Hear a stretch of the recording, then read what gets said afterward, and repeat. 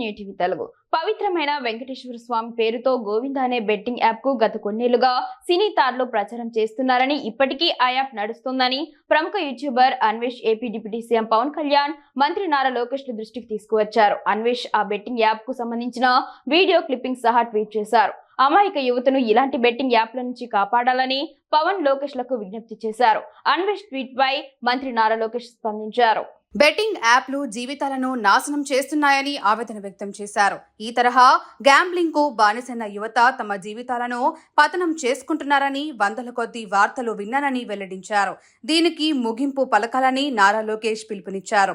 ఇటువంటి యాప్స్ పై నిరంతర అవగాహన కల్పించడం, వాటిపై కఠిన చర్యలు తీసుకోవడమే దీర్ఘకాలిక పరిష్కారమని స్పష్టం చేశారు. దేశం మొత్తానికి ఉదాహరణలా నిలిచేలా ఓ సమగ్రమైన బెట్టింగ్ యాప్ వ్యతిరేక విధానం తీసుకువచ్చేందుకు తాము కృషి చేస్తున్నామని లోకేష్ వెల్లడించారు. ఈ బెట్టింగ్ యాప్స్ ముప్పును అంతమొందించడానికి అన్ని న్యాయపరమైన మార్గాలను అన్వేషిస్తున్నామని తెలిపారు.